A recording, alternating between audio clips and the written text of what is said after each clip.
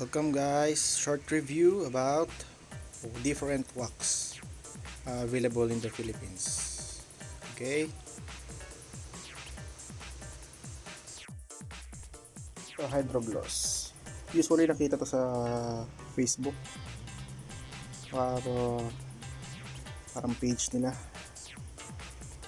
So ito, review ko dito, ayos naman siya, pero yung hydrophobic effect niya is medyo mahina.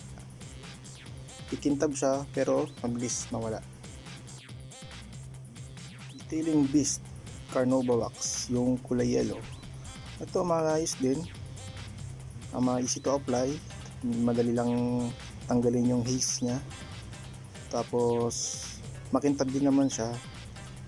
Yung hydrophobic effect nya is slight lang, and siguro 3 to 5 days pag nagwashing ka, tanggal na rin yung effect nya. Pero ayos din, mura siya compared to others. Detailing Beast din, color pink, same effect as yellow pero medyo mas matagal siya, and yung hydrophobic effect nya is much longer, tsaka mas maganda yung beading nya. Okay, next, GST Swift Sealing Wax. Ito ayos to, medyo tumatagal to ng halos siguro kulang mag 1 month kahit mag-washing ka. Yung slight scratches mo, mga hairline, mga tanggal din onti. So ito, as of sa tatlo, itong mas maganda. Ito, Fuso Coat Soft 99. Ito ang pinaka the best. Tatagal siya kahit siguro 3 months, 2 months na yung in-apply ko sa sasakyan, still hydrophobic effect pa rin siya. So yung kintab niya maganda. Yun, dapat alam mong i-apply to ng maayos. Dapat onting his lang, huwag sobrang kapal kasi hirap tanggalin.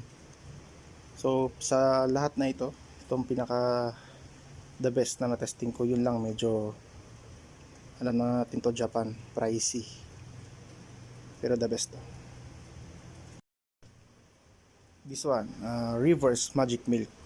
Ito the best to sa motor, lalo kung matte ka, sa mga plastic na black, sa black trims. Ito the best to, lalabas para siya magiging bago pang interior sa sasakyan, mga black trims. Maganda to, lalo yung mga sa sasakyan yung mga black trim sa may nagkumukupas sa tawag dito sa mga body kits, ganun, bumpers na black. Pag nispray mo dito, maganda siya, magiging mukhang bago.